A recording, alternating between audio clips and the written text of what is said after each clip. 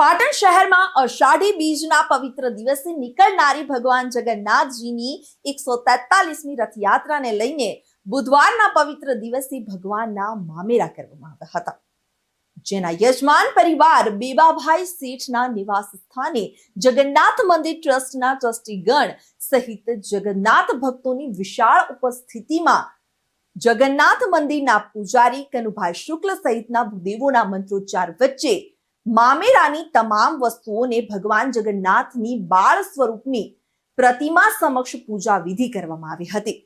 પાટણના જાણીતા બિલ્ડર અને સેવાભાવી દાનવીર દાતા એવા બેબાભાઈ શેઠ દ્વારા ભગવાન જગન્નાથજીના મામેરામાં હીરા મોતી જડિત ભગવાન જગન્નાથ, ભાઈ બલભદ્ર અને બહેન સુભદ્રાજીના સુંદર મજાના હાર અને મુંગટો રાજકોટથી ઉપલબ્ધ કરવામાં આવ્યા હતા, તો ભગવાનના જરી ભરેલા વાઘા અમદાવાદથી લાવવામાં આવ્યા છે.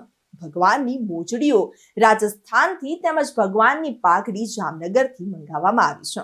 આ સિવાય વિવિધ પ્રકારના ડ્રાય ફ્રૂટ, ભગવાનની મહત્વની અન્ય સામગ્રી સાથે ચાંદીની લગડીઓ તેમજ સોનાના દાગીના પણ મામેરાના યજમાન પરિવાર દ્વારા ભગવાનને અર્પણ કરવામાં આવ્યા હતા. આજરોજ જગન્નાથ ભગવાન રથયાત્રાની અંદર 143મી રથયાત્રાને અનુકૂળ કરી પાટણના સુપ્રસિદ્ધ જે ગુલામના નામે વિવાહ શેઠના નામે ઓળખાય છે, એમના ઘેર આજે બ્રાહ્મણોના પવિત્ર મંત્રો વચ્ચે આજે મામેરાના દર્શન કરવા માટે ભગવાનની નાનું સ્વરૂપ, બાળ સ્વરૂપ ભગવાન જગન્નાથનું લાવી અને એને વિધિસર અહીંયા મહારાજો દ્વારા પૂજા કરાવી અને આજે દર્શન માટે ખુલ્લા મૂકવામાં.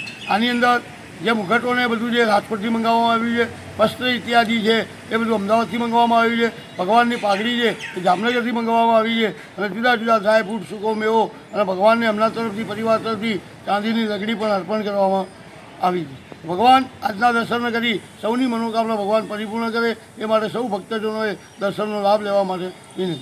આપનું શુભ નામ? કનુભાઈ મહારાજ, જગદીશ મંદિર પૂજારી.